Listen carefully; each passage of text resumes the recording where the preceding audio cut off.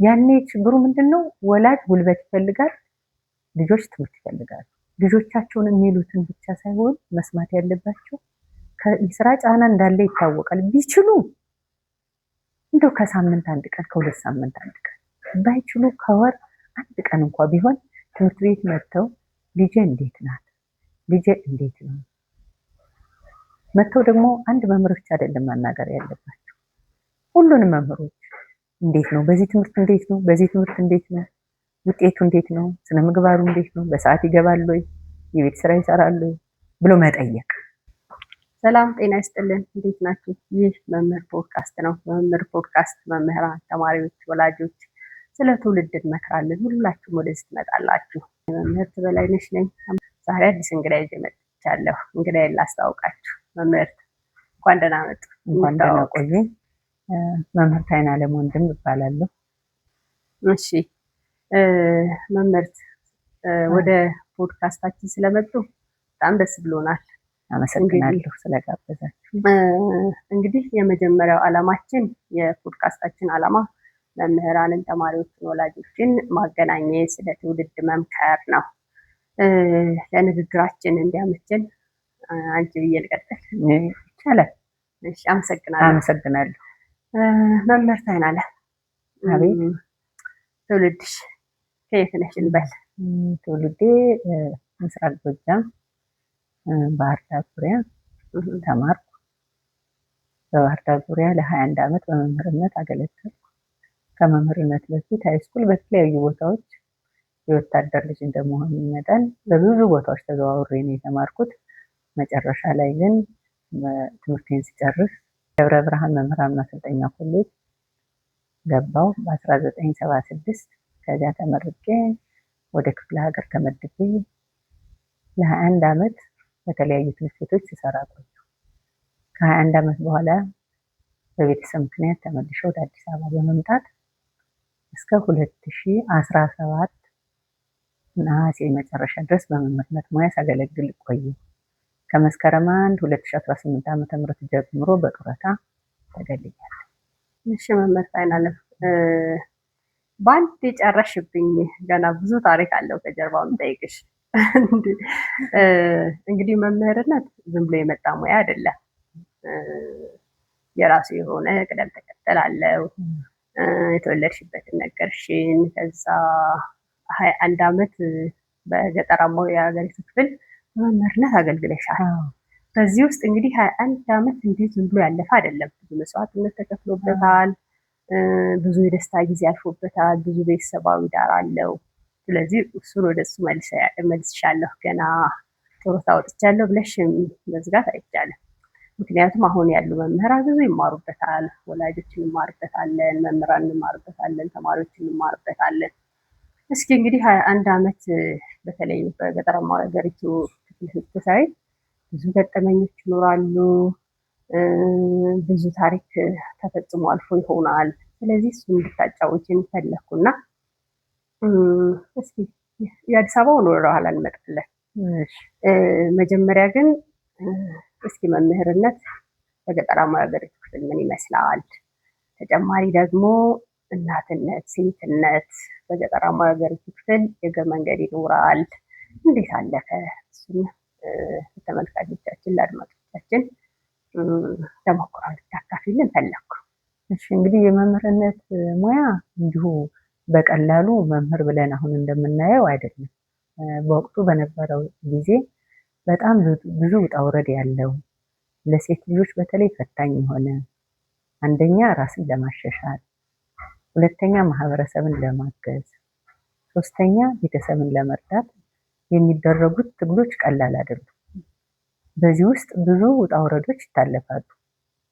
ለምሳሌ እኔ ከሰርተፊኬት ወደ ዲፕሎማ፣ ከዲፕሎማ ወደ ዲግሪ ለመሄድ ቤተሰብ እየመራሁ ብዙ ውጣ ውረዶችን አሳልፌያለሁ።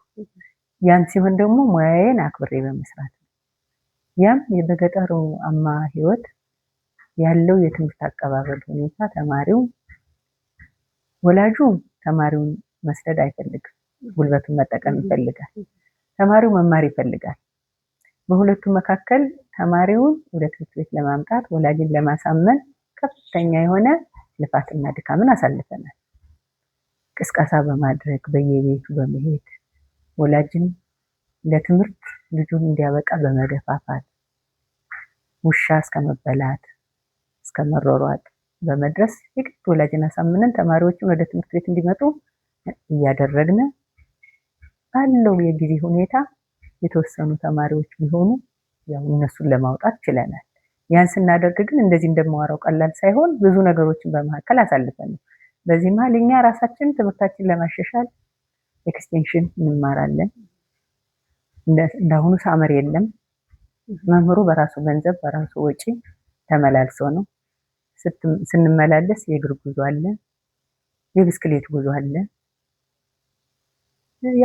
እድል ያለው ደግሞ በመኪና ሄዶ ደግሞ የተወሰነ በእግሩ የሚሄድም አለ። ከመነሻው ጀምሮ ደግሞ በእግሩ ተጉዞ ወይም በብስክሌት ሄዶ ደግሞ ተመላልሶ የሚያስተምር አለ። እዛው ገጠር ውስጥም ተቀምጦ እዛው ጎጆ ቀልሶ ደግሞ የሚያስተምር አለ። ይህን ሁሉ ሂደት አልፈን እንግዲህ 21 ዓመት የመጣው ማለት ነው። ትምህርትም ለማሻሻል ልጅም ወልዶ ለማሳደግ የተቻለው ሁሉንም ነገር አልጋ በአልጋ ሳይሆን ችግሩን ተቋቁሞ ጊዜ የደረሰ። በጣም ጥሩ። አሁን ቅድም ስታነሽ ትራንስፖርት ላይ ብስክሌትን አነሳሽ። ሴት እናትና ብስክሌት እንዴት ነው? አይከብድም? እንደውም ብስክሌት አይከብድም። እኔ ከብስክሌቱ ይልቅ የሚከብደው ባህር ዳር ዙሪያ እዚያ የሰራ ሰው ሊያውቀው ይችላል። አንድ ጭንባ የሚባል ቦታ አለ፣ አባይን ተሻግሮ የሚካሄድበት ነው እና የምትሄድ አንድ መኪና ናት። ያቺ መኪና ላንድ ሮቨር ናት። ሌላ መኪና አይሄድም። በዚያች መኪና ፖርቶ መጋሊያ ላይ አናቱ ላይ ፖርቶ መጋሊያ ላይ ተቀምጦ መሄድ ትልቅ እንትን ነው አይደለም? ፖርቶ መጋሊያ አሁን የነበሩ ሰዎች ያውቃሉ። እንደዚህ ሴቶች እንያያዛለን እርስ በርሳችን፣ ወንዶች እኛን እንዲደግፉ ወደፊታችን ይሆናሉ። ስለምትሞላ መኪናዋ ማለት ነው። ምክንያቱም የብዙ ትምህርት ቤት መምህር ነው በዚያች ብቻ። አርብ በዚያች መኪና እንመጣለን። ቅዳሜና እሑድ እና አርብ እንማራለን። ሰኞ ደግሞ ሌሊት 11 ሰዓት ተነስተን በዚያች መኪና ወደ የስራችን እንሄዳለን። ያቺ መኪና በየቀኑ አይደለም የምትመላለስ፣ ቀን አላት። አንድ መምህር እንኳን ቢታመም ገበሬው አልጋ ሰርቶ ይዞት ይሄዳል እንጂ መኪና የሚባል ነገር የለም። ያ ነው ከባዱ። ብስክሌት ከባድ አይደለም። ብስክሌት ከቻልሽ ምንም ችግር የለውም። ከወንዶች ጋር በጋራ እንሆናለን። የምንወጣ በግሩፕ ነው፣ ስንመጣም በግሩፕ ነው። የተወሰነው ይመራል፣ የተወሰነው ኋላ ይሆናል። ሴቶችን መሀል ያደርጉናል። በቃ እንሄዳለን። እኛ ማስቲሻችንን፣ ፕላስተራችንን፣ ቦምባችንን መንፊያ ይዘን ነው የምንሄድ። ዝግጁ ነን። ብስክሌታችን ላይ ጭነን እንሄዳለን። አንድ ነገር ብትሆን እዚያችሁ ላይ እናስተካክላለን፣ እንሄዳለን። ስለዚህ መካኒክም ጭምር ነበራቸው ማለት ነው። ግድ ነው። በጣም የሚገርም ነው። እንደሱ ነበር የምንመላለስ።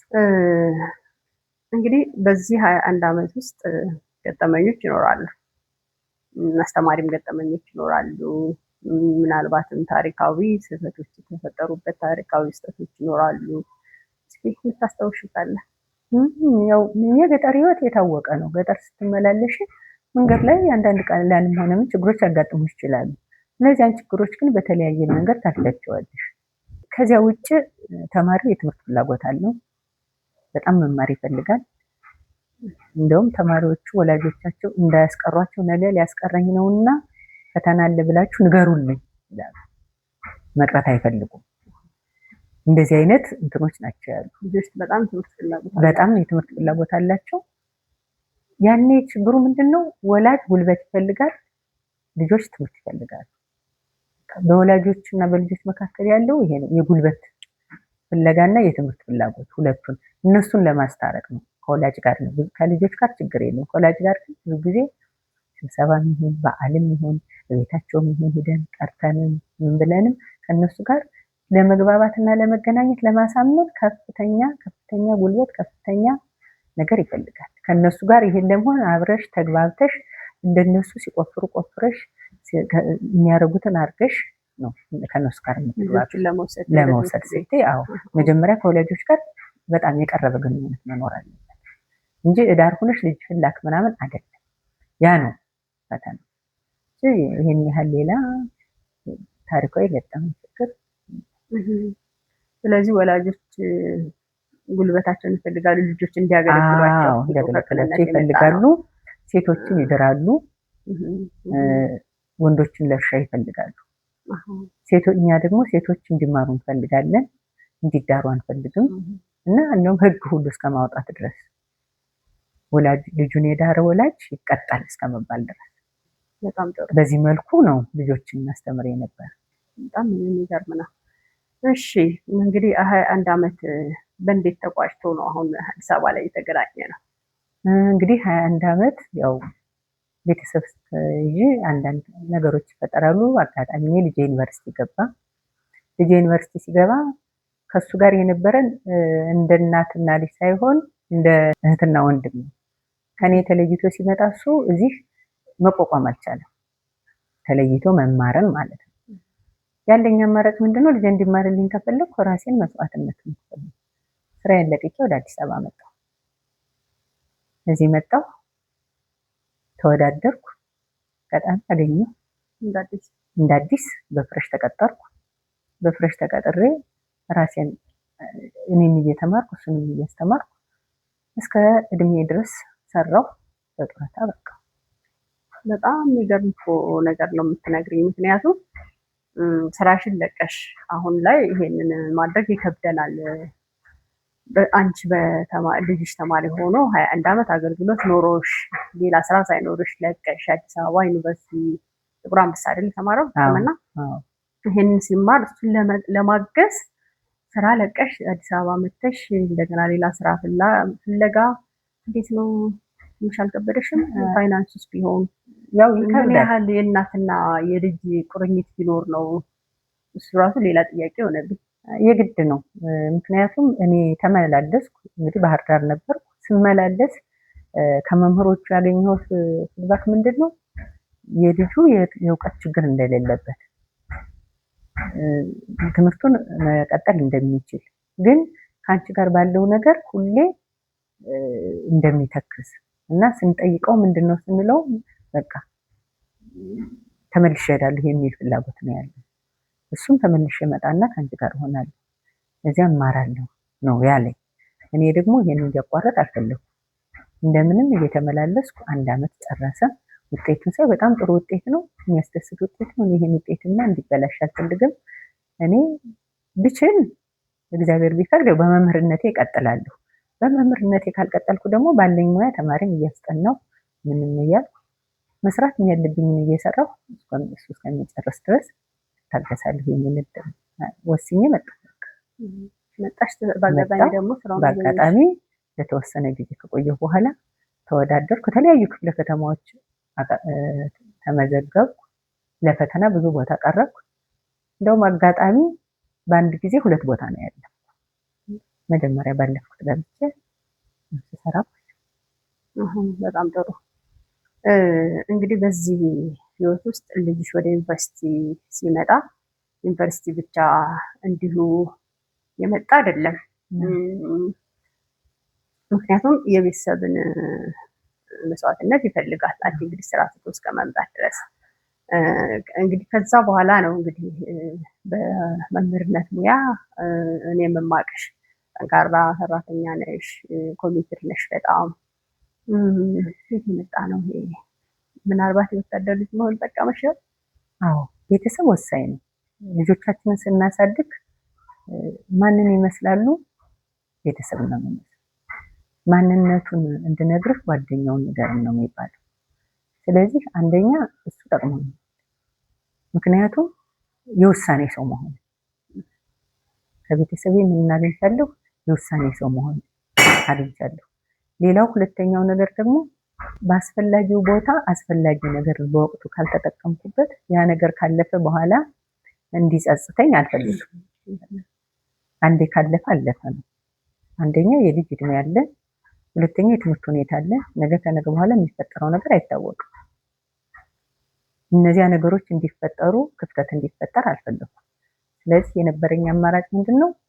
መወሰን ስለነበረብኝ ወሰን መጣሁ። ግን እዚህ መጥቼ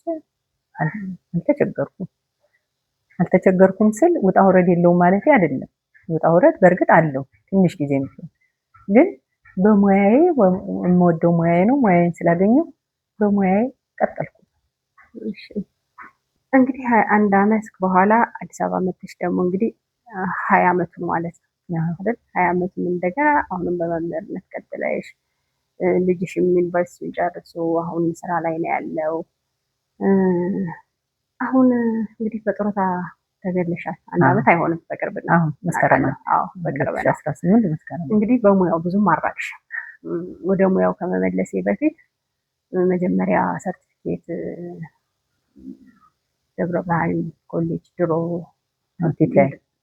ፒቲአይ ኮሌጅ ነበረ፣ መምህራን ኮሌጅ። ከዛስ በዛ ነው? እዚህ አዲስ አበባ አይደለም፣ እዚህ እኔ አዲስ አበባ ሸዋ ትምህርት ቤት ጽሕፈት ቤት ነበር። ያን ሸዋ ትምህርት ቤት ጽሕፈት ቤት የሚባል 6 ኪሎ እዚያ ነው የተፈተን። እዚያ አለፍኩ። ደብረ ብርሃን ፒቲአይ መምህራን ኮሌጅ ገባሁ። 1 ዓመት ተማርኩ። እሱን እንደጨረስኩ ያኔ ክፍለ ሀገር ነው የሚመደብ። ስመደብ ምዕራብ ጎጃም ደረሰኝ፣ ባህር ዳር ዙሪያ። በቃ 21 ዓመቱ ሁሉ እዚያ ነው ያገለገልኩ። እዚያ እያገለገልኩ ግን ጎን ለጎን ልጆችን እያሳደግኩ ምን ጀመርኩ? ኤክስቴንሽን ባህር ዳር ዩኒቨርሲቲ ሄዳ ኤክስቴንሽን ገብቼ ኤክስቴንሽን ተማርኩ። ኢትዮጵያን ላንጉዌጅ ሜጀር አማርኛ፣ ማይነር እንግሊዝኛ ነው። እሱን ተማርኩ። እሱን ጨረስኩ በዲፕሎማዬ። እዚህ ስመጣ ዲፕሎማዬን ይዤ ነው የመጣሁ። እዚህም ስወዳደር በዲፕሎማዬ ነው። እዚህ እንደመጣሁ ደግሞ 1 ዓመት እንደሰራሁ ዲግሪን ሳመር አለፍኩ። ሳመር 6 ኪሎ ዲግሪን ጨረስኩ በ2004። አሁን ከልጅ ጋር አብሬ ተመረኩ። ደስ ይላል። የልጅ ጋር መማር እሱ ጥቁር አንበሳ እየተማረ እኔ 6 ኪሎ ጎን ለጎን እሱ መጋቢት ተመረቀ፣ እኔ ነሐሴ ተመረኩ። በጣም የሚገርም ነው። ምን ተሰማሽ ግን እንደዚህ ደግሞ በ1 ዓመት ውስጥ በተመሳሳይ ለሱ ብለሽ ዋጋ ከፍለሽ መጣሽ። ከዛ እንደገና እሱ ሲመረቅ ደግሞ አብረሽ ተመረቅሽ። እንዴት ምን ይመስላል? እንዴት ነው? እንግዲህ ደስ ይላል። አንቺ እንኳንስ የራስሽ ፍሬ ይቅርና ተማሪዎቻችንም ፍሬዎቻችን ናቸው። ተማሪሽ አድጎ ስራ ይዞ ስታገኙ ጥሩ ውጤት ሲያመጣ እንዴት ነው ክፍል ውስጥ የምንደሰተው? እና ያለው ደስታ እንግዲህ በእናትነት ደስ ይላል። በጣም የሚገርመው እኔ ብቻ ሳልሆን እሱም ነው የተደሰተ። እሱም ደስ ነው ያለው። ለምን ለኔ ብላ የሚለው ነገር ስለነበረ በውስጡ በጣም ከኔ የበለጠ እንደውም እሱ ነው። በጣም ይገርማል። እንግዲህ ጥያቄዎችን ልቀጥል። አሁን እንግዲህ ወደ አዲስ አበባ መጣሽ። አዲስ አበባ በእንግድነት ማለት ነው። ቤት ትተሽ ነው ከዛ የመጣሽው። ኑሮ እንደገና ነገሮች ተፋልሰዋል። እንዴት ተቻለ? አልከበደሽም ወይ? እዚህም አሉኝ ቤተሰቦች፣ አልከበደኝም። ያው ስመጣም አንድ ነገር ሳትይሽ አትመጭም እና እዚህም አጎት አለኝ። ስመጣም እሱ ዘንድ ነው የመጣው። ወዲያው የራሴን ቤት ተከራየሁ። ያው እነሱ ጋርም ብዙ አልቆየሁም እና አልከበደኝም። ለምን ተዘጋጅቼበት ነው የመጣው። መጥቼም ዝም ብዬ አልተቀመጥኩም። ልጆችን አስጠናለሁ። ያው ስራ እስከምገባ የተወሰኑትን ቀናት አልተቀመጥኩም። ልጆችን አስጠናለሁ። በዚያች የተወሰነች ነገር አገኛለሁ። ያው እንደዚያም እያልኩኝ አስበሽበት አንድ ነገር ከእንትን ካልሽ ከወሰንሽ ምንም ነገር ቢመጣ ምንም አይመስልሽም፣ አይሰማሽም። እና እኔ ይሄን እንደዚህ አይነት መጥፎ ነገር አሳለፍኩት የምለው የለኝም። በጣም ጥሩ። እንግዲህ እስኪ አሁን ተማሪዎችን እንድታወዳድሪልኝ ፈለኩ። አዲስ አበባ 20 ዓመት እንግዲህ በክልል ደግሞ የሰራሽው 21 ዓመት በድምሩ 41 ዓመት በጣም ረዥም ጊዜ ነው። ምንድን ነው ያለው ልዩነት? ክፍለ ሀገር ልጅ ማስተማርና እንደ አዲስ አበባ ደግሞ አዲስ አበባ ልጅ ማስተማር በጣም ሰፊ ልዩነት አለ። ምንድነው እዚህ የአዲስ አበባ ልጅ ተማር ተብሎ አይገደድም፣ ወላጁም አይገደድም፣ በፍላጎቱ ነው የሚመጣው። እዚያ ደግሞ ወላጅ አልክም ይላል፣ ተማሪ እየጠፋ ትምህርት ቤት ይመጣል። ወላጅ ልጄ የለም ይላል፣ ወላጅ ተማሪ ደግሞ አለሁ ደብቆኝ ነው ብሎ መጥቶ ይነግርሻል። ለምሳሌ አጨዳ ሲደርስባቸው የሆነ ሰኔ አካባቢ ደግሞ ፈተና ወቅት ሲደርስ ዘር ሲደርስባቸው ምን ይላሉ? ታሟል ይሉሻል፣ እንዲሰራ ማለት ነው። ልጆቹ ደግሞ ጠፍተው ይመጣሉ ትምህርት ቤት። ይሄ በጣም ሰፊ ልዩነት ነው። ሁለተኛ እዚህ በተመቻቸ ሁኔታ ነው። እዚያ የተጠረበ እንጨት አለ። እዚያ የተጠረበ እንጨት ላይ ድንጋይ ላይም ተቀምጠው ነው የሚማሩት። እንግዲህ ሁሉም ትምህርት ቤት አንድ አይነት አይደለም። የተወሰኑ በእርዳታ የተሰሩ ጥሩ ጥሩ ትምህርት ቤቶች አሉ፣ የሉም ማለት አይደለም። ደግሞ ራቅ ወዳለው ስቴጅ ደግሞ እንጨት ተጠርቦ እንደዚህ አግዳሚ ተሰርቶ እንደዚህ ሆኖ ነው ተማሪው የሚማረው እና እነዚህ ልዩነታቸው በጣም ይሰፋል። እዚያ የተማሪ ብዛት እዚህ የተማሪ ብዛት አለ፣ እዚያ የተማሪ ብዛት የለም። ያሉትም ተማሪዎች ትንሽ ናቸው። ወንዱ ይበዛል፣ ሴቱ ያንሳል። አሁን ደግሞ ከተማ ሴቱ ይበዛል፣ ወንዱ ያንሳል። ተቃራኒ ነው። ክፍለ ሀገር ስትሄጂ ደግሞ ሴት የለም፣ ወንዱ ነው። አሁን ነው ከተወሰነ አመት በኋላ ነው፣ በተለይ ከ90 ዓመተ ምህረት በኋላ ነው ሴት እየጨመረ የመጣው እንጂ ከዚያ በፊት ያው በህፃንነት ጋብቻ ስላለ ልጁን ድሮ ለመብላት ነው እንጂ ክፍለ ሀገር ሰው ተምራ ነገ ምን ታደርግልኛለች እንደዚህ አይ እነዚህ ነገሮች አሉ እና ይሄ ልዩነት አለ። እናመሰግናለን። ይህ መምህር ፖድካስት ነው። እስካሁን አብራችሁን ሆናችሁ የተከታተላችሁን ስለሆነ ደስ ብሎናል። አሁንም ኢንተርቪዋችን ይቀጥላል። አብራችሁን ሆኑ። ታዲያ ላይክ፣ ሼር፣ ኮፒ ሊንክ፣ ሰብስክራይብ ማድረግ እንዳይረሳ። እስኪ አሁን እንግዲህ እስካሁን ወደ ዳራ ወደምንለው ነበር የቆየ ነው። አሁን ስራችን ላይ ወደሚገጥመን አንዳንድ ነገሮች ለወላጆችን፣ መምህራንን፣ ተማሪዎችን ይጠቅማል የሚሉትን አንዳንድ ነገሮች እንወያይ። አሁን እንግዲህ ከንግግራችን የተረዳሁት ነገር አለ። ልጅ ጥሩ ቦታ እንደደረሱልሽ፣ አሁን ለፊዚካሊ ሳይሽ በጣም ጥሩ አቋም ላይ 41 ዓመት አገልግሎ 60 ዓመት ሆኖ እናት ሆኖ ሴት ሆነሽ በዚህ የፊዚካል አፒራንስ መገኘት በራሱ አንድ ስኬት ነው ለኔ። ከዛ ተጨማሪ ግን እንግዲህ እንደ ወላጅ የምትይው ነገር ምንድን ነው? ይህ ስኬት ልጆች የተሻለ ቦታ እንዲደርሱ አሁን ቅድም አንድ መስዋዕትነት እንደከፈልሽ ነገርሽ። ያው የሚረሳ አይደለም። ስራ ለቀሽ እንኳን ልጅሽ ዩኒቨርሲቲ በገባበት እዚሁ መተሽ አብረሽ ከልጅሽ ጋር መሆን ትልቅ መስዋዕትነት የሚጠይቅ ነው። ታዲያ ይሄ ብቻ ሳይሆን አሁን ላይ ያሉ ወላጆች በተለይ እንደ አዲስ አበባ ያው የኑሮ ጫናው አለ፣ ቤተሰብ መምራት አለ። ልጆቻቸውን እንዴት ይይዙ ነው? ልጆች አንቺ ስኬታማ ሆነው ልጆች የደረሱበት ቦታ ላይ እንዲደርሱ ምን ማድረግ አለባቸው ብለሽ ታስቢያለሽ? በእርግጥ ህይወት ፈተና ናት። አንድ ሰው አንድ ደረጃ ለመድረስ የራሱን ምቾት ጠብቆ አይደለም መሆን ያለበት። አንድ ሰው ደግሞ ወደዚህ ምድር ያመጣውን ፍጥረቱን ይሁን ወይም ይዘዋለሁ አሳድጓለሁ ብሎ የያዘውን ሰው ራሱን መስዋዕትነት ከፍሎ ነው ደረጃ ማድረስ የሚችለው። ለዚህ ደግሞ ካለው ከጊዜ ሁኔታ ጋር ከወቅቱ ከምናያቸው ነገሮች ከነዚህ ከቴክኖሎጂው ጋር ያለው ነገር ከባድ ነው በአሁኑ ሰዓት። ይህን ለመወጣት እኔ ለወላጆች የምለው ነገር ምንድነው? የወለዷቸውንም ይሁን ልጆቼ ብለው ቤታቸው ውስጥ የያዟቸው የሚያስተዳድሯቸውን ልጆች ቀን ከቀን አይደለም ቢችሉ ሰዓት በሰዓት መከታተል አለባቸው። ከፍተኛ ክትትል ያስፈልጋቸዋል። ልጅ ዝም ብሎ አይደለም ትምህርት ቤት ስለሄደ ስለመጣልኝ ልጄ ዛሬ የት ነው የዋለው? ጠዋት ምን ለብሶ ነው የሄደው? ቦርሳው ውስጥ ምን ይዟል? ምን ተምሯል? ያው ወላጅ ላይማር ይችላል፣ ያልተማረ ሊሆን ይችላል። ግን ወላጁ ምንድነው ማድረግ ያለበት? እስኪ ደብተር በመምህርነት ሙያ ብዙ እናያለን። ልጆቻችን ይሸውዱናል፣ እናውቃለን። ልጆቻችን መምህር ቀን አይጽፍም የሚሉበት ጊዜ ሁሉ አላቸው ይላሉ ወላጅ ሲይዛቸው። እኔም ይሄ ገጥሞኛል። መምህር ለምንድን ነው ቀን የማጽፍላቸው? ሁሌ እኮ ልጄን ስጠይቀው ቀን ስለማትጽፍልን ነው ይሉኛል ብሎኛል ያሉኝ ወላጅ አለ።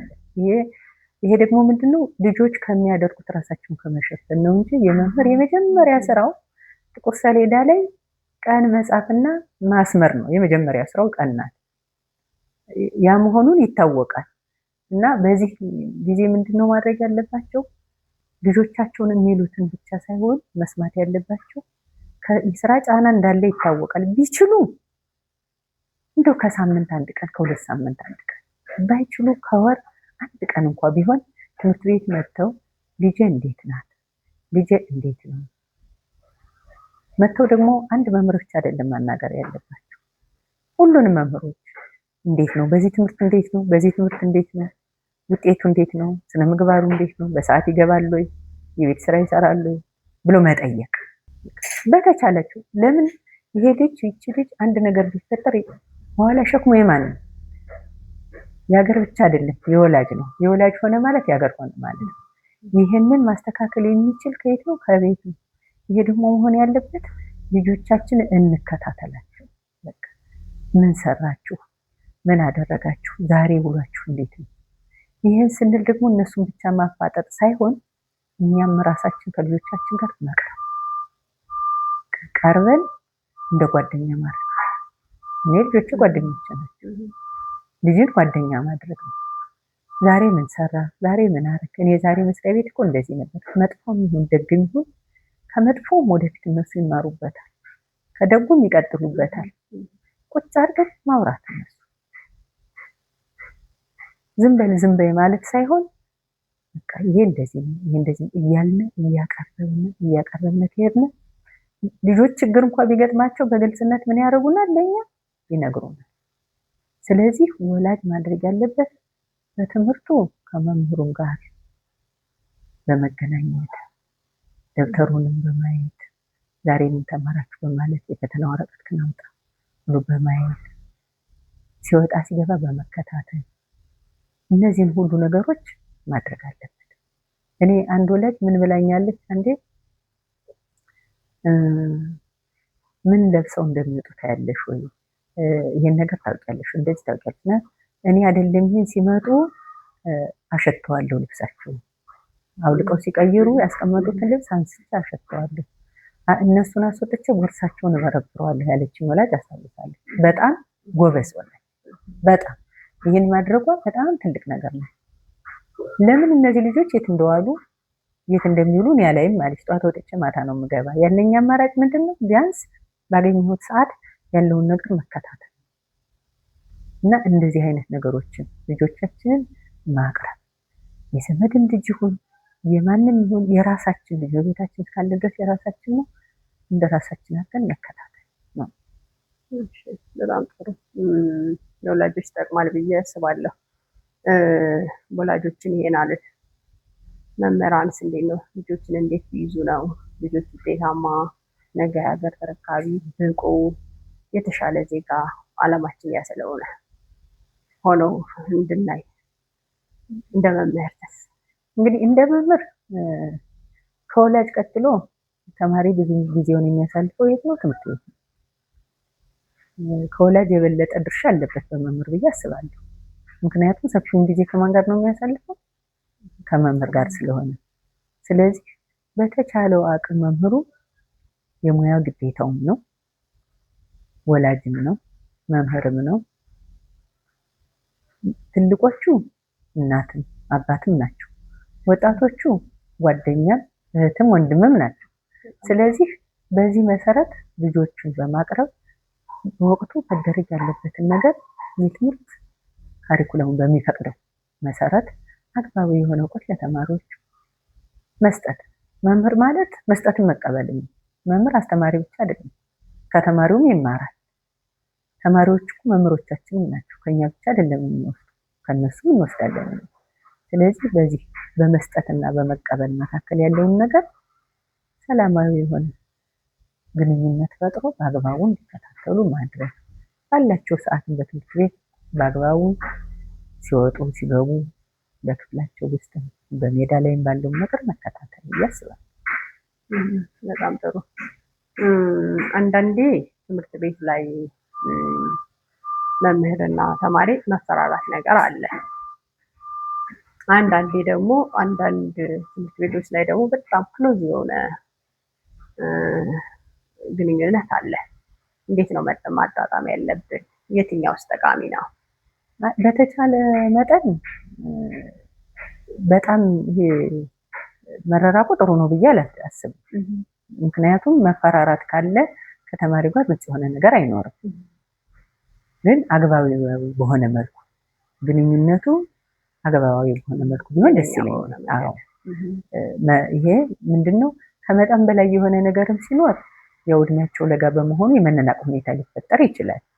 እሱ ደግሞ በመስጠትና በመቀበሉ ላይ ችግር ሊፈጥር ይችላል ብዬ አስባለሁ። ስለዚህ ሁሉም አግባባዊ የሆነ መልኩ ስርዓቱን በጠበቀ መልኩ ግንኙነቱ ጤናማ የሆነ ግንኙነት ያልወጣም በጣም ልቅ ያልሆነም በጣም ደግሞ ጥብቅ ያልሆነም ነገር ቢሆን ጥሩ ነው ብዬ አስባለሁ። በጣም ጥሩ። ልጆች አሁን እንግዲህ በየደረጃቸው ስንከፍል ህጻናት አሉ ገና ኢኬጂ አሁን እንዳጠቃላይ ተማሪ በሚል ብቻ አይደለም። ህጻናት አሉ።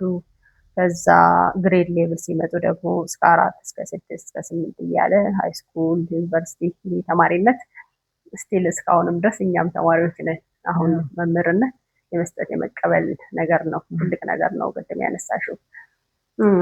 ስለዚህ አሁን በተለይ አሁን ህጻናት ላይ ከፍለን ብናየው ብዬ ነው።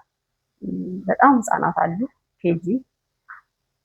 እነሱ ላይ ምንድነው ወላጆች መጠንቀቅ ያለባቸው? መሰረቱ እሱ ስለሆነ ከፍ ያሉት ጋር ደግሞ ወደ በኋላ እንመጣለን። አሁን መሰረቱ ትምህርት ቤቶች ላይ መምህራን ምን መስራት አለባቸው? ተማሪዎች ምን መስራት አለባቸው? ተማሪዎቹን አሁን ህፃናት ስለሆኑ ይሄንን አድቫይስ ብንሰጥ ምናልባት እነሱ ላይ ደርስ ይችል ይሆናል። ግን በተለይ በልጆች መሰረቱ ነው ብዬ ነው እሱን ማሳመር የተሻለ ለዩኒቨርሲቲ ነገ ለሀገር ተረካቢነትም መሰረት የሚጣለው በተለይ አሁን ላይ እንደ አዲስ አበባ ኬጂ ላይ ነው። ኬጂ ላይ እንደው ምን መሰራት አለበት ያለሽ? በተለይ አሁን መንግስት ትምህርት ቤቶችም ኬጂዎች ተጀምረዋል። በፊት በግል ትምህርት ቤቶች ብቻ ነበር ተይዞ የነበረው። አሁን ላይ ግን ወደ መንግስትም መጥተዋል። ስለዚህ እሱ ላይ እንዴት ነው ምን ብንሰራ ነው እኛ መምህራን በተለይ ኬጂ የሚሰሩ መምህራን ምን ትያለሽ? እንግዲህ ያው የቤት መሰረቱ ምሰሶ አይደለ? ኬጂም ለትምህርት ምሰሶ ነው ብዬ አስባለሁ። ከአሁን በፊት እንደውም የነበረን ችግር ምንድነው አስታውሳለሁ። ጀማሪ ተማሪ አለ በእኔ የማያውቅ ኬጂ ተምሮ የመጣ ተማሪ አለ። በዚህ መካከል ክፍተት ይፈጠር ነበር። አሁን የተያዘው ነገር በጣም ደስ የሚል ነው። ሁሉም ፊደል እንደይቶ ነው የሚገባው። ስለዚህ ያው በእድሜያቸው ልክ ያው እኔ የኬጂ ኮርሱን ምንም ባላውቀውም ያው በትምህርት ዓለም የተያያዘ ስለሆነ ካሪኩለሙ በሚፈቅደው መሰረት እዚያ ያለው ወላጆችና መምህራን ተከታትለው ልጆቹ ትምህርቱን ጨርሰው ወደሚቀጥለው የሚሄዱ ያደርጉ። ያን አጠናቀው ከመጡ ላይ በሚመጡበት ሰዓት እኩል ይሆናል። ለመምህሩም ችግር አይፈጥርበትም። ካሁን በፊት ምንድነው እኛ የሆነ ወቅት አስታውሳለሁ ማንበብ የሚችል ማንበብ የማይችል ብለን አንድ ክፍል ውስጥ ለሁለት እንከፍል ነበር። ለሁለት ከፍለን እነዚህ ለብቻ እነዚህ ለብቻ አድርገን እንከታተል ነበር። ወደ እነዚህ እስከሚመጡ ድረስ ቲቶር እየሰጠን ልዩ ገዛ እየተደረገላቸው ቅዳሜና እሑድ እየተጠሩ እንደዚህ ይደረግ ነበር። አሁን ግን ይሄ ነገር የለም። ሁሉም የራሱን ተማሪ ነው ወደ ራሱ እያሳደገ የሚሄድ። እንደዚህ ስለሆነ ከታችን መሰረት ይዘው እንዲመጡ ያለውን ካሪኩለሙን በአግባቡ ከወላጆች ጋር በመነጋገር እያስጨበጡ ወላጆችም ልጆቻቸውን እየተከታተሉ እንዲያድጉ ማድረግ ብዬ ነው። በጣም ጥሩ። አሁን ሌላው ላነሳ የምፈልገው ነገር ከፍ ሲሉ እንግዲህ ወደ ሃይስኩል ወደ ዩኒቨርሲቲ ሲመጡ ልጆቹ ራሳቸውን የቻሉ ይመጣሉ። አሁን ላይ እዚህ ሚዲያ ላይ ማንሳት ብንችል እርግጠኛ ነኝ ብዙዎቹ ልጆች ይሰሙናል። ስለዚህ አሁን ልጆቹ ላይ አንዳንድ መዘናጋቶች ይታያሉ። ልጆቹ ግን ትምህርት የተሻለ ነገር ነው፣ ትምህርት ይጠቅማል፣ ትምህርት የአንድ ሀገር መሰረት ነው፣ ቁልፍ ነው ስንል እንዴት እንግለጽላቸው? ምን ስሜት በውስጣቸው እናስቀምጥ? ይሄን እንግዲህ መምህሩ ብቻ የሚያደርገው አይደለም። መምህሩ ቤተሰብም ነው። በልጆች ላይ ቤተሰብም መስራት አለበት ብዬ አስባለሁ። እንዴት ነው ቤተሰብ የሚሰራው? የትምህርትን ጠቃሚነት ማንኛውም ነገር ቢሆን ትምህርት ለሰው ልጅ መሰረቱ ነው። ራስን መለየትና አለመለየት በጽሁፍ አንድ አይደለም። አስፈላጊ ነገር ስለሆነ ልጆች ከቤታቸው ጀምሮ ትምህርት ጠቃሚ እንደሆነ እየተነገሩ ቢመጡ የትምህርትን ጠቀሜታ በትምህርት ቤት ብቻ ሳይሆን ከአካባቢያቸውን ቢያገኙት ትምህርት ቤት ሲጨመርበት ተቀባይነቱ እየሰፋ ይሄዳል ብዬ አስባለሁ። አይ ምን ያደርግልሃል እየተባለ ካደገ ያ ልጅ ለምን ይቀጥላል? ስለዚህ ወላጆችም ትምህርት ቤት ብለህና ሳይሆን ትምህርት እኮ እንደዚህ ነው፣ እኔ እዚህ ብማር እንደዚህ ሆነ፣ እኔ ባልማር እንደዚህ ነው። አሁን አንቺም በመምህርነት ታውቂያለሽ፣ አንዳንድ ወላጆች እኔ ሳልማር እቆጫለሁ፣ ስለዚህ እንደኔ ሆኖ እንዳይቀር እንደኔ ሆኖ እንዳትቀር ይሉናል። እንደዚህ እያሉ በጣም ነው እንትን የሚቆጩ ብዙ ሰዎች አሉ። በዚህ በጣም ወደኋላ ተመልሰው የራሳቸውን ሕይወት ለልጃቸው እንዲደርስ የማይፈልጉ። ስለዚህ እንደዚህ አይነት ነገሮችን በልጆቻችን ላይ እያሰረጽን ወደፊት ደግሞ አገርንም የሚያሳድገው የተማረ ነው። ለውጥ የሚኖረው ስንማር ነው። ካልተማርን ለውጥ አይኖርም። እኛ ካልተለወጠን ደግሞ ሀገር ልንለወጥ አንችልም። ስለዚህ ለውጥ ከጊዜ ወደ ጊዜ ከእድሜያችን ጋር አብሮ እያደገ የሚሄድ መሆኑን እያስገነዘብን ብንሄድ እላለሁ። እሺ፣ አሁን ያው በየሁላችንም ቤት ያለ ትምህርቱ ላይ ተጽዕኖ እየፈጠረ ያለ በተለይ ሶሻል ሚዲያ፣ ስልክ፣ ኢንተርኔት ጨምሮ በጣም አደገኛ እየሆነ ነው ያለው። ልጆች ራሳቸውን እንዴት ነው ይሄንን አዳፕት አድርገው ማኔጅ አድርገው ራሳቸውን ትምህርታቸው ላይ ትኩረት ሰጥተው ይሄኛው ዘመናዊ እነዚህ ስልኮች ኢንተርኔትን ጨምሮ ለአካዳሚክ ፐርፐዝ ውሎ የተሻለ ደግፏቸው እንዲመጡ ምን ትመክሪልናለሽ? በጣም አስቸጋሪ ነገር ስለሆነ አሁን ፈተናም እየሆነ ስለሆነ ለብዙ ወላጆች አሁን ይሄ ቴክኖሎጂ ጠቃሚም ነው ጎጅም ነው። ሁለት መልክ አለው። ጥቅም እንዳለው ሁሉ ጉዳትም አለው። ይሄንን ምንድነው ማድረግ የምንችለው የምናስተካክለው እኛ ወላጆች ነን። ልጆቹ ለጠቀሜታ እንዲውሉበት እንጂ ለጉዳት እንዳይውሉበት ማድረግ ትልቁ ነገር። ይሄን ደግሞ ከልጅነታቸው ጀምረን እኛ መገደብ። ልጄ ምን እያየ ነው? አሁን ብዙ ጊዜ እኛ ችግራችን ምንድነው? ስልክ እንሰጣለን፣ ምን እንደሚሰራበት አናውቅም። አንድ ክፍል ይገባል፣ ይዘጋል፣ ይቀመጣል። ምን እየሰራ ነው? ምን እየሰራች ነው? የምናየው ነገር የለም። ይሄን መቆጣጠር አለብን። ይጠቅማል፣ ቴክኖሎጂ ነው፣ እድገት ነው፣ ትምህርትም እናገኝበታለን። ልጄ ለትምህርት ብቻ የሚውለውን ነገር በአግባቡ እንድትጠቀም መከታተል። ዝም ብለን ስልክ ሰተን መቀመጥ የለብንም።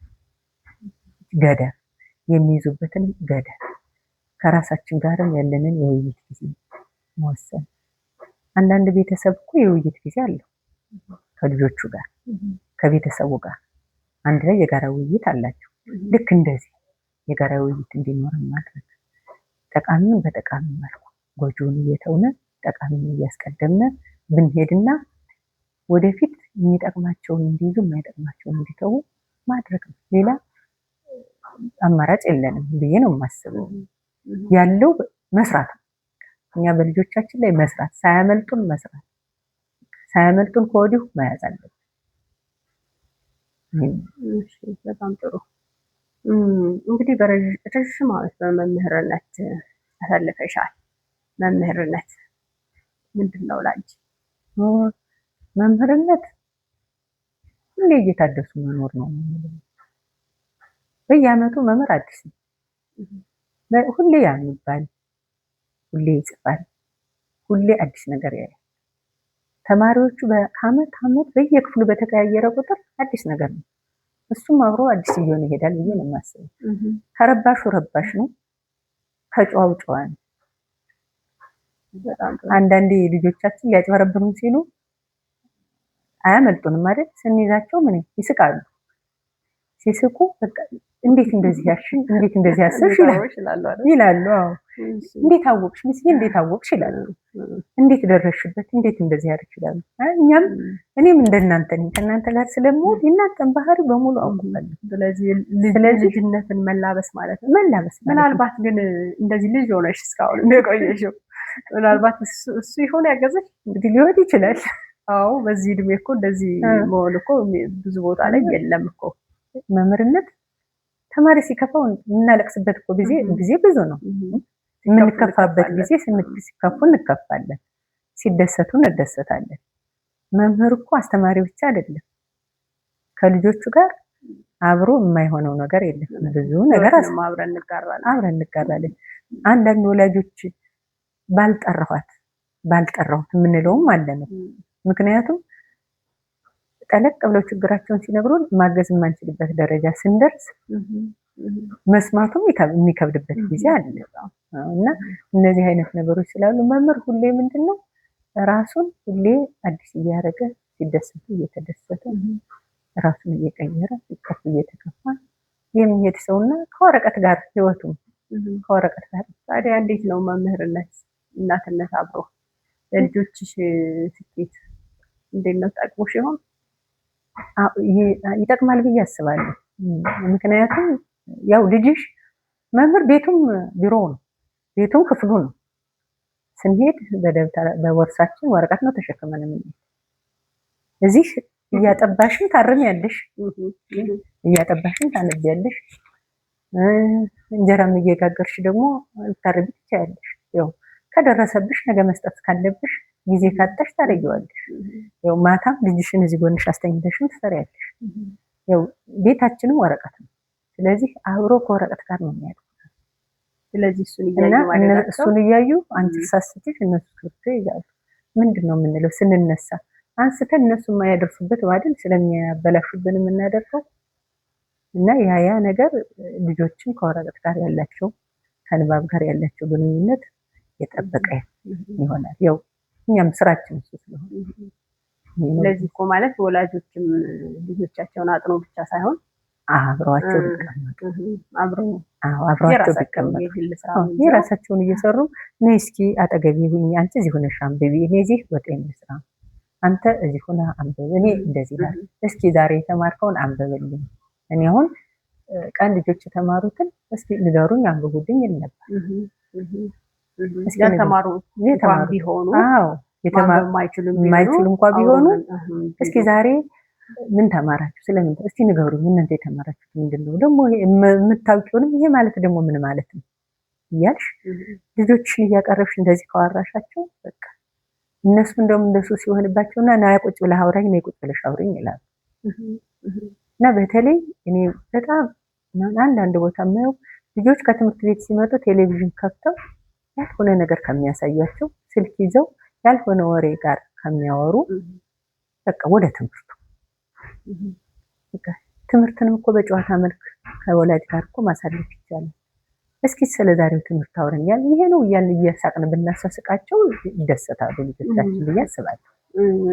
አሁን ይሄንን ስታነሺ አንድ ነገር አሰብኩኝ። እኛ መምህራን ስለሆነን ብዙ ጊዜ ልጆቻችን ይዘን ወደ ስራ እንገባለን። እንደ ሌብላቸው እኛ የምናስተምርበት ላይሆን ይችላል፣ ሊሆንም ይችላል። ነገር ግን ከስራ የምንመለስበት ሰዓት እና ልጆች የሚወጡበት ተመሳሳይ ነው። አሁን ደግሞ ሌሎች ሴክተር መስሪያ ቤት ወላጆች ደግሞ አሉ። ጠዋት ወጥተው ስራ ሁኔታቸው ማታ የሚገቡ ማታም ከተኙ በኋላ ጠዋት ደግሞ ሌሊት አሁን በተለይ መንግስት ሰራተኞች ሰርቪስ አለ። እሱን ሰርቪስ ይዘው ጠዋት ልጆች ትምህርት ቤት ከመሄዳቸው በፊት ሳይነሱ ጠዋት ወደ ስራ የሚገቡ ወላጆች አሉ። እነሱን አሰብኩኝ። አንቺ ይህንን ስትይ በእኔም ቤት ውስጥ ስላለ እኔ ልጆቼ ጋር እወጣለሁ፣ ልጆቼ ጋር እመለሳለሁ። እነዚህ ወላጆች ልጆቻቸውን እንዴት ይቆጣጠሯቸው? ይሄን ህይወት እኔም አሳልፌዋለሁ። እኛ ቤታችን ከተማርን ገጠር ተመላልሰን ነው የምንሰራ። እንግዲህ በብስክሌትን በምን ስንሄድ ስልሽ እና እንደተኙ እንወጣለን፣ ማታ እንገባለን። ተኝተውም ልንደርስ እንችላለን። ግን ባለችን ጊዜ ከሰኞ እስከ ዓርብ ይሄን ብናሳልፈው ቅዳሜ በር ማህበራዊ ህይወት አለ፣ እሁድ ማህበራዊ ህይወት አለ፣ የቤት ውስጥ ስራ አለ። በተለይ ሴቶች የስራ ጫና አለብን። እናት ይሄን ብታደርግ አባት ካለ አባት ያልተማረም ቢሆን ይደክመዋል፣ ይገባኛል። ስራ ውሎ ነው የሚመጣ፣ ይገባኛል። አምሽቶም ሊመጣ ይችላል። ትንሽም ትሁን እስኪ ስለዛሬው አንድ ነገር ንገር። ያን የምናደርጋቸው እኮ ልናስረዳቸው አይደለም። ትምህርት ቤት ይሄን እያለ ብሎ ልጁ ትምህርት ቤት መዋሉን እንዲያስታውስ በቃ ይሄ እንጂ የስራ ጫናውማ ከባድ። አዎ ይሄ ሁላችንም እኔም ያሳለፍኩበት ህይወት ነው። ይሄ ህይወት ሳምንትም ጥያቸው ሂጄ እመጣለሁ። ሰኞ ሂጄ አርብ የምመለስበትን ቦታም ነበር። ለማንተቻችን ለሰራተኞች ባለችን ጊዜያችንን የኛ ናቸው። ነገ ችግሩም የኛ ነው፣ ጥቅሙም የኛ ነው። ያንን ለማስተካከል እንጂ ችግር የለም አይደለም። አዲስ አበባ መምህር ሆነን እኮ ሌላ ቦታ የሚማሩ ልጆቻችን እንኳን እናውቃቸው። ወላጅ ተብለን እኮ እኛም ተጠርተን እንሄዳለን። ይሄ እኮ እኛም ያለፍንበት ነው እንጂ መምህር ስለሆን እኮ ሁሉንም ነገር አናደርገው። ሁሉም ደግሞ ልጆቻችን በሄዱበት ሁሉ አብረን ሄደን አናስተምር። እዚያውም አንድ ትምህርት ቤት ሆነንም እኮ ችግር አለ። ያንን ችግር ግን በተቻለን መጠን እነሱን በማቅረብ ከልጆቻችን ጋር የቅርብ ግንኙነት በመፍጠር እንፍታው እንጂ ችግሩ አለ፣ እረዳዋለሁ፣ አልፌበታለሁ። እውነት ነው። እሺ ቅድም እንግዲህ በዋናነት መምህርነት ላንቺ ምንድን ነው በሚል አንስቼ ነው ወደዚህ የመጣ ነው። አሁን እንግዲህ በመምህርነት ውስጥ እንግዲህ አስደሳች አስከፊም ጊዜዎች ይኖራሉ። እንደው እስኪ ምን አስደስተሽ በመምህርነት? ምን አስከፋሽስ? ምንድን ነው ቻሌንጁስ? መምህርነት ምን ቻሌንጅ አለው? መምህር መሆን በራሱ መምህር መሆን ከባድ ነው። እንደምታስቢው አይደለም። ያው በሙያውም ስላለሽበት ታውቂዋለሽ። አንቺ የምታስቢውና ሌላው ከኋላ ያለው ሰው ደግሞ የሚያስበው አንድ አይነት ላይሆን ይችላል። እኔ በመምህርነቴ በጣም ደስ የሚለኝ ያስተማርኳቸው ተማሪዎች ባላሰብኩት ቦታ አግኝቻቸው ሲረዱኝ፣ እንደውም አንድ አጋጣሚ ተማሪ አስተምሮኛል። 6 ኪሎ ዩኒቨርሲቲ አስተምሮኛል ተማሪ እና እኔ አላወቅኩትም። አስተማሪ ጨረስ። እኔ እንደማንኛውም ተማሪ ነኝ፣ እሱም አስተማሪ ነው። መጨረሻ ውጤት ተለጥፎ ምን ብሎ ምን ካለቀ በኋላ ፈልግሻለሁ አለኝ ቢሮና ሄድኩ። ሲሄድ ሲጠይቀኝ ማን አንተ ነው ያልኩት። አልጠበቅኩም። አንደኛ በቤተሰብ ችግር ስለነበረበት እዚህ ደረጃ ላይ ይደርሳል አላልኩም። ወላጆቹ ሊያስተምሩት አባቱ እንዲማር አይፈልግም። አንድ ወንድ ልጁ ነው፣ ሌሎቹ ሴቶች ናቸው። ስለዚህ ይሄ ልጅ እንዲያርስና ርስቴን ያው ገጠር ውስጥ ርስት የሚባል አለ፣ እሱን እንዲረከበው ነው የሚፈልግ። እኔ ጉልበቴ እየደከመ ነው፣ አንድ ልጅ እሱ ነው፣ ወደ በኋላ ያገኘሁት ልጅ ስለሆነ ነው የሚለው። በግድ ነው እንዲማር ያደረግነው እና ዩኒቨርሲቲ እስከሚገባ ድረስ አውቃለሁ። ከዚያ በኋላ አላውቅም። ልጁ ግን አስተማረኝ። አሁንም ካናዳ ጋር ነው የሚገኝ። እንደዚህ አይነት አሁን ይሄን ስታይ በጣም ደስ ይላል። አዎ በጣም ደስ ይላል። ምንድነው ቻሌንጅስ? መምህር መሆን ህይወት በራሷ ፈተና ናት። ከመምህርነት ጋር ስትጨመር ደግሞ ትብሳለች። እሺ እንዴት? አንደኛ ኑሮሽና የምታገኙ ነገር አይገናኝም። እሺ ሁለተኛ ነገር ለራስሽ ጊዜ የለሽም። ድሮ እኮ ምን የመምህር ጫማ አታርገኝ ይባላል ተብሎ ይተረትብን ነበር። ለምን አንቀይረውም? ለማንቀይረው እና ግን እኛ እንደዚያ ሆነን ግን እንደዚህ ልጆችን አፍርተን ስናይ በጣም ደስ ይላል። እኔ ብዙ ቦታ ሳላስበው ልጆች አገኛቸውና በቃ እንደዚህ እኮ አስተምረሽኛል፣ እንደዚህ እኮ አድርገሽኛል፣ እንደዚህ እኮ ነን ሲሉኝ ያለኝ ደስታ በቃ ልገልጸው አልችልም። ደግሞ ብዙ ነገር አገኝቻለሁ። በዚህ መስሪያ ቤት አገኛቸዋለሁ፣ ሕክምና ቦታ ላይ አገኛቸዋለሁ፣ መንገድ ስሄድ እንደዚህ አገኛቸዋለሁ። በቃ ተከፍሎልኝ ማን የከፈለልኝ ብለሽ እስከምትጠይቂ ድረስ እና መምህርነት በዚህ ልጁ የወለደው ካብራኩ የወጣ ብቻ ሳይሆን ያስተማረው ሁሉ ልጁ ነው እና ይሄ ባህላችን ግን ባይጠፋ ደስ ይላል። እሺ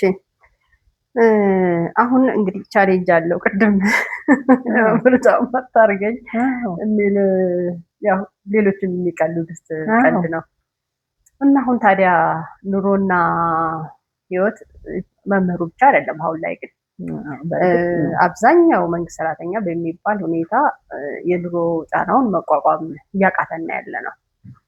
ለመምህር ሲሆን ደግሞ ያው ትንሽ ደብል ይሆናል ወይም እጥፍ ይሆናል እና ይሄንን የኑሮ ጫና እንዴት ይወጣ ነው የምንለው።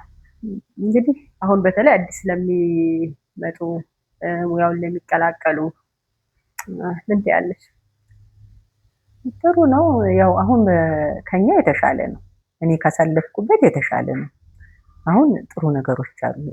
መምህሩ በተሻለ መልኩ በብዙ መልኩ እኛ ድሮ ስናስተምር አይደለም ሰሞን አይደለም ሶፍት ምንም ነገር አናውቅም።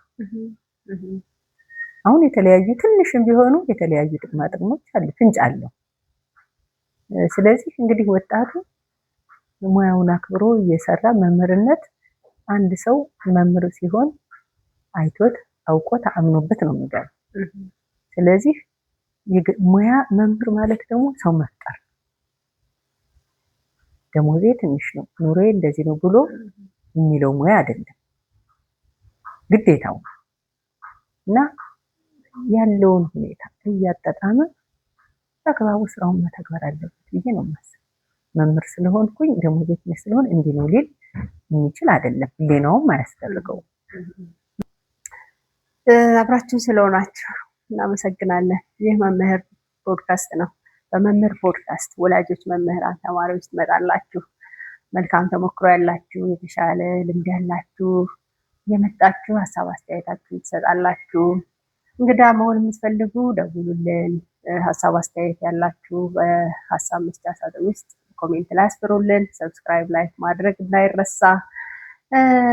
ለሚዲያችን ደግሞ ማደግ አስተዋጽኦ እናድርግላችሁ። መምህራን ናችሁ እንደግፋችሁ ካላችሁን ደግሞ በደስታ እንቀበላለን።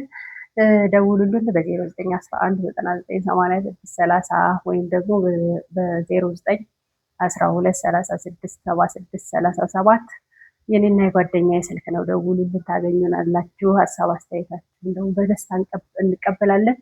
በነገራችን ላይ መልካም ተሞክሮ ያላችሁ ብቻ ሳይሆን አስተማሪ ታሪክ ያላችሁ፣ በተለይ ትምህርታዊ ታሪክ ይሄንን ባላደርግ ኖሮ እኮ እንዲሆኝ አልቀርም ነበር፣ ወይም ደግሞ አሁን ወጣት ሆናችሁ ችግር ላይ ያላችሁ ሀሳብ አስተያየት ከሌሎች እንፈልጋለን፣ ሙያዊ እገዛ እንፈልጋለን የምትሉ ደውሉልን። ሀሳብ አስተያየታችሁን ተቀብለን ለሌሎች እናደርሳለን። አብራችሁን ስለሆናችሁ እናመሰግናለን። አሁንም አብራችሁን የምትሆኑ በአክብሮት ግብዣችን ነው። ምናልባት ቀረ የምትዩ በእኛም በፖድካስታችን መልካም ምኞት ካለሽ ማስተላለፍ የምትፈልጊው መልዕክት ካለ እድል ስጥሽ።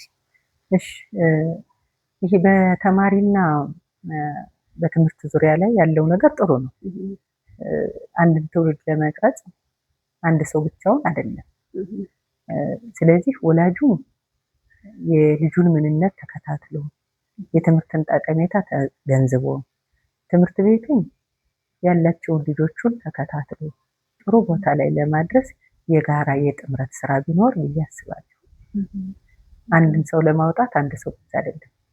ማህበረሰብ፣ ጎረቤት፣ ወላጅ፣ ትምህርት ቤት እነዚህ በአንድ ላይ ናቸው ሰውን ሊቀርጹት የሚችሉ እና የነሱ አንድነት ነው ተማሪን ተማሪ፣ ወላጅንም ወላጅ፣ ማህበረሰብንም ማህበረሰብ ሊያሰኝ የሚችል በጋራ መስራት ጠቀሜታ አለው እና እነዚህን ነገሮች በጋራ ብንሰራቸው ወላጅም የኔ ልጅ ነው ብቻ ነው ሳይል ያልሆኑ ነገሮችን እንኳን በመንገድ ላይ መምህር አያልፍም።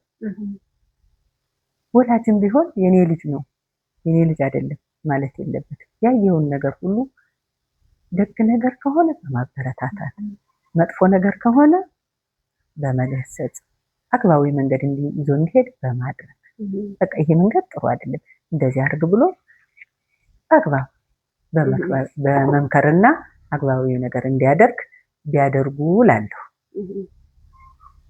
እናንተም ይህን ሀሳብ ማንሳታችሁ ጥሩ ነው።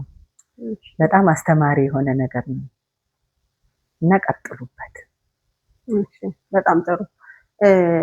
በሀሳብሽ ላይ አንድ ሀሳብ አነሳሽ ቅድም፣ እኔም ልብ ያላልኩት አንቺ ትኩረት ሰጠሽበት ፖይንት ማህበረሰቡ እኛ ቅድም አላነሳ ነው እኔ ተማሪዎች ወላጆች ያው በውስጡ ማህበረሰብ ቢሆንም ድሮ ድሮ የማነሽ ልጅ አንቺ ምን ትሰሪያለሽ እንባል ነበረ። ምናልባት እንግዲህ አንቺን ባደግሽበት ማህበረሰብ እኔም ባደግኩበት አሁን ይሄ ነገር ይስተዋል ይሆን? እንደው አስተውለሽ ታውቂያለሽ? ማህበረሰቡ ልጆቻችን ዩኒፎርም ለብሰው ያለ አግባብ ያለ ሰዓት የማይሆን ቦታ ላይ ቢያገኙ ማህበረሰቡ እንደው አሁን ይሄንን ያደርግ ይሆን? እስኪ በዚህ ዙሪያ ግን የሆነ ነገር እንበል። እንደው ብዙ ነገር እኔም እኮ ይሄ ነው በዚህ ዙሪያ ማህበረሰቡ ብዙ ትኩረት ስለማይሰጥ ነው። እና ትኩረት ቢሰጥ አይተን ባናልፍ አይተን ባናልፍ። ለምን ያ ልጅ ነገ የኔ ልጅ ነው። ያ ልጅ የሀገር ልጅ ነው። ሀገር ሰው ነው ሀገር አይደል? ስለዚህ ያቺ ልጅ ሀገር ናት። ያ ልጅ ሀገር ነው። ሀገርን ሀገር ሊያሰኝ የሚችል ሰው ነው። ያ ሰው ትውልድ ደግሞ ከተበላሸ ሀገር ተበላሸ ማለት ነው። ለሀገር ሸክም። ስለዚህ ሁላችንም ይሄን ነገር ልክ ድሮ እንደረግ እንደነበረው አይ ከሌ ጎረቤቴ ያአየ ብለን እንፈራ እንደነበረው አሁን እኮ ተደባደቡ አይደለም፣ እንደዚህ ተሳደቡ አይደለም። ይሄ አግባባዊ ያልሆነ ቦታ ነው። ምን እየሰራህ ላንተ ጥሩ አይደለም፣ ላንቺ ጥሩ አይደለም ብንል እና ሁሉም ዘግተን ከምንቀመጥ አይተን ከምናልፍ ቤታችንን ክፍት ብናደርግ ልባችንን ክፍት ብናደርግ ሁሉንም ልጅ እንደ ልጅ ብናየው በጣም ትልቅ ነገር ነው። አሁን ማህበረሰቡ ውስጥ ችላ ማለት ትራንስፖርትም ላይ ምን ልብ የምንለው ነገር አለ። ልጆች ያላስፈላጊ ቦታ ሲገኙ ያላስፈላጊ ነገር ሲጠቀሙ ሲታዩ ማህበረሰቡ በቃ ምን አገባኝ አይነት ነገር እየታየ ስለሆነ ይህንን ባናደርግ ማህበረሰቡ ቢከታተል እንደ ልጁ ቢያይ የኔ ልጅ አንቺ ልጅ ነው፣ ያንቺ ልጅ ደግሞ የዛኛው ማህበረሰብ ልጅ ነው፣ ነገ ሁላችንም የሚያገለግል ነው። ሁላችንም ችግርን ቢፈጥር እንደዛ ሁላችንም ተጠቂዎች ነን። እውነት ነው። ትልቅ ፖይንት ስላነሳሽ ነው። እንግዲህ ምትይው ነገር ከሌለ እንግዲህ አመሰግናለሁ። እናንተም ስለጋበዛችሁኝ ያለችኝ ትንሽም ተሞክሮ ብትሆን እንዳካፍል ስላደረጋችሁኝ አመሰግናለሁ። መምህርነት የተከበረ ሙያ ነው፣ እናክብረው። ወጣቶችም አንጋፋዎችም ሰው መቅረጽ ነውና ሰው በመቅረጽ ላይ ቸል አንበል። ሰው ነው። እናመሰግናለን። እንግዲህ መምህርት አይናለምን እያመሰገንኩ እዚህ ድረስ መተሽ ሳትርቂን አክብረሽን በዚህ እድሜ በአንጋፋነት መተሽ ሙያዊ አስተያየት ልምድሽን ተሞክሮሽን ስላጋራሽን ከፍ ያለ አክብሮት አለኝ። አመሰግናለሁ።